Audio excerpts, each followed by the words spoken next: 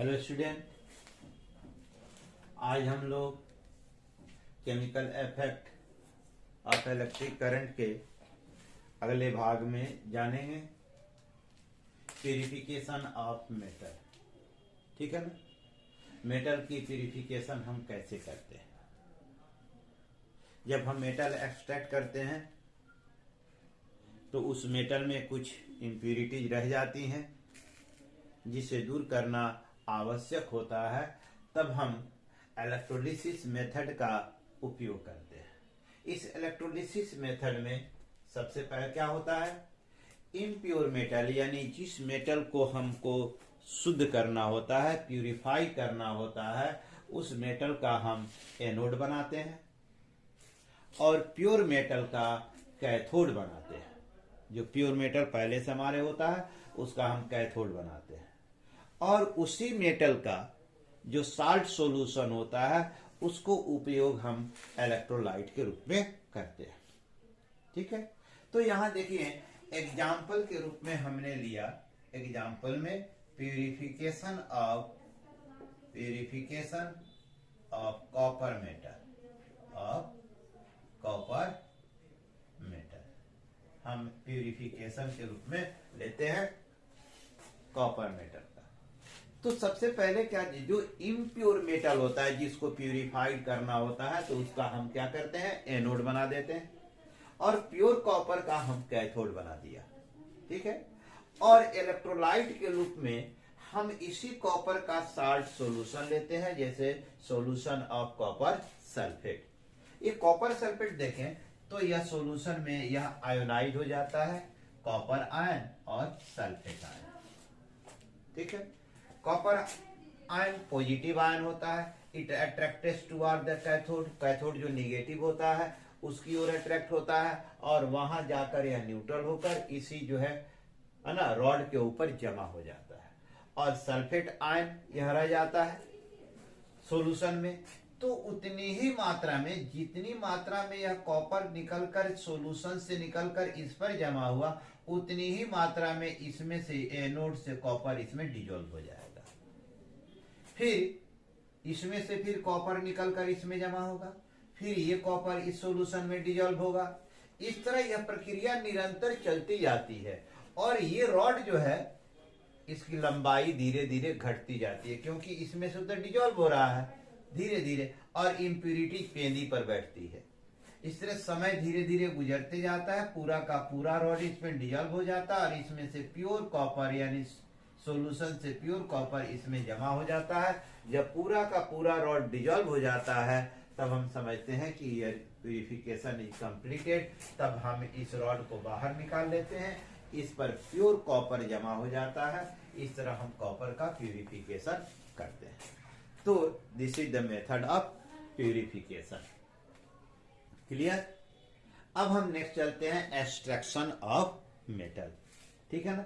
इस मेथड के जरिए हम मेटल का एक्सट्रैक्शन कैसे करते हैं, आइए उसके बारे में हम देखते हैं। आइए हम देखते हैं extraction of metal. The reactive metals like sodium, potassium, magnesium, aluminium है ना, etc are extracted by this method. इस इलेक्ट्रोलिसिस मेथड के यूज से कुछ रिएक्टिव मेटल्स जो होते हैं उनका हम एक्सट्रैक्शन है ना, उनका हम एक्सट्रैक्शन करते हैं। जैसे मान लीजिए एग्जांपल हम देते हैं, एक्सट्रैक्शन ऑफ सोडियम कैसे करते हैं। तो रॉक साल्ट जिसे सोडियम क्लोराइड भी कहा जाता है, उसका ओर होता है सोडियम का ओर होता है रॉक साल्ट। तो सोडियम क्लोराइड देते हैं, पहले उसमें से धूल गंदगी जो भी होती है उसे हम प्यूरिफाइड कर देते हैं और तब सोडियम क्लोराइड को लेते हैं किस अवस्था में, molten state, molten sodium chloride. इस मॉल्टेन सोडियम क्लोराइड को इस इलेक्ट्रोलिसिस चैम्बर में हम लेते हैं मॉल्टेन, ये इलेक्ट्रोलाइट के रूप में मॉल्टेन सोडियम क्लोराइड लेते हैं। कार्बन का एनोड बनाते हैं और कार्बन का ही कैथोड भी बना देते हैं। ग्रेफाइट का बना होता है। जब हम इलेक्ट्रिसिटी पास करते हैं तो ये मोल्टेन सोडियम क्लोराइड, जैसे इसका फॉर्मूला होता है NaCl, तो ये जो है डिकम्पोज होता है। ठीक है, डिकम्पोज होता है तो सोडियम आयन और क्लोरीन आयन में टूट जाता है। तो सोडियम आयन यह पॉजिटिव होता है, तो यह निगेटिव कैथोड की ओर अट्रैक्ट होता है और जाकर यहां पर यह जमा हो जाता है। क्लोरीन आयन जो निगेटिव होता है, यह पॉजिटिव इलेक्ट्रोड की ओर अट्रैक्ट होता है और यहाँ यह गैस के रूप में बाहर निकल जाती है और इस तरह इस कार्बन रॉड के ऊपर सोडियम जमा हो जाता है, जिसे बाद में हम उससे अलग कर लेते हैं। ठीक है, तो इस तरह जो है हम सोडियम का एक्सट्रैक्शन करते हैं। उसी तरह देखें अल्युमिनियम का एक्सट्रैक्शन। अल्युमिनियम का ओर होता है ना आपका बॉक्साइट। ठीक है ना, बॉक्साइट। बॉक्साइट जिसे अल्युमिनियम ऑक्साइड भी कहते हैं, अल्यूमिनियम ऑक्साइड। ठीक है ना, ये अल्युमिनियम ऑक्साइड जो प्रकृति में यानी खनिज के रूप में इसे बाहर मिनरल्स के रूप में बाहर निकाला जाता है, यह और होता है अल्युमिनियम का, है ना। तो इसमें बहुत सारी इम्प्यूरिटीज होती हैं। तो सबसे पहले इस इम्प्यूरिटी को हटाया जाता है, जैसे डस्ट होता है ना, मिट्टी होती है, पत्थर के कंकड़ होते हैं, है ना, कंकड़ पत्थर होते हैं, फिर से सिलिका होता है। तो इनको हम जो है कई विधि प्रोसेस से होकर फाइनली लीचिंग करते हैं और लीचिंग करने के बाद हमें प्योर अल्युमिनियम ऑक्साइड प्राप्त करते हैं। क्या प्राप्त है? Pure aluminium oxide. ठीक है, प्योर अल्युमिनियम ऑक्साइड। तो यहां हम लोग जो यूज करते हैं वह है molten sodium oxide, aluminium oxide का। यहाँ मोल्टेन है, जब इलेक्ट्रिसिटी को पास करते हैं तो ये जो अल्युमिनियम ऑक्साइड है यह डिकम्पोज होता है। डिकम्पोज होता है तो प्योर अल्युमिनियम, जो अल्युमिनियम आज जैसे इसका फॉर्मूला होता है जाने Al2O3, यह डिकम्पोज होता है तो 2Al + 3O। ठीक है, तो ये जो है जब डिकम्पोज होता है तो यह अल्युमिनियम पॉजिटिव आयन है, तो यह जो है कैथोड की ओर अट्रैक्ट होगा और ऑक्सीजन एनोड की ओर अट्रैक्ट होगा। तो यह कैथोड पर जाकर अल्युमिनियम के रूप में डिपॉजिट हो जाएगा कैथोड पर, और ऑक्सीजन जो है बुलबुले के रूप में यहाँ से गैस के रूप में बाहर निकल जाती है। तो इस तरह हम देखें तो यहाँ पर एक्सट्रैक्शन ऑफ मेटल यानी इलेक्ट्रोलिसिस का एक उपयोग एक्सट्रैक्शन ऑफ मेटल भी होता है। ठीक है, अब पांचवा हम देखें। ठीक है, लास्ट वन,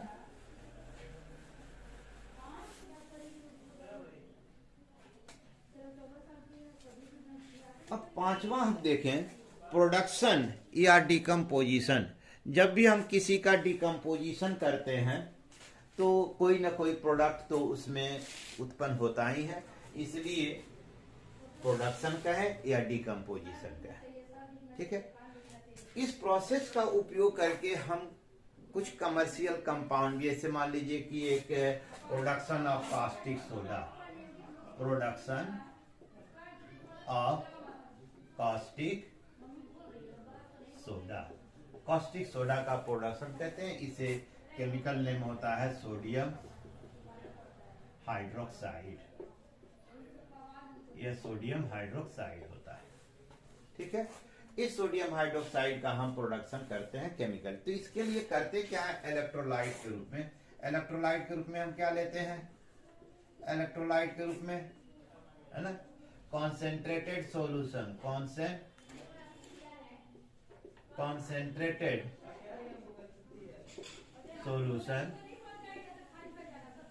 सॉल्यूशन ऑफ, है ना, सोडियम क्लोराइड, सोडियम क्लोराइड। ठीक है ना, तो इस इलेक्ट्रोलाइट के रूप में हम सोडियम, कॉन्सेंट्रेटेड सोडियम क्लोराइड लेते हैं। तो और एनोड और कैथोड के रूप में कार्बन के बने हुए यानी ग्रेफाइट कार्बन के बने हुए जो है ना दो रॉड होते हैं। जब इनका केमिकल डिकम्पोजिशन होता है तो कास्टिक सोडा इस कैथोड रॉड के पास आकर नीचे की ओर जमा होता है और एक प्रोडक्ट होता है हाइड्रोजन गैस इसे निकलती है कैथोड से, और एनोड से क्लोरीन गैस निकलती है। आपको हम दिखा देते हैं, जैसे NaCl है और H2O, जब इनका डिकम्पोजिशन होता है तो बनता है NaOH प्लस ये कास्टिक सोडा है,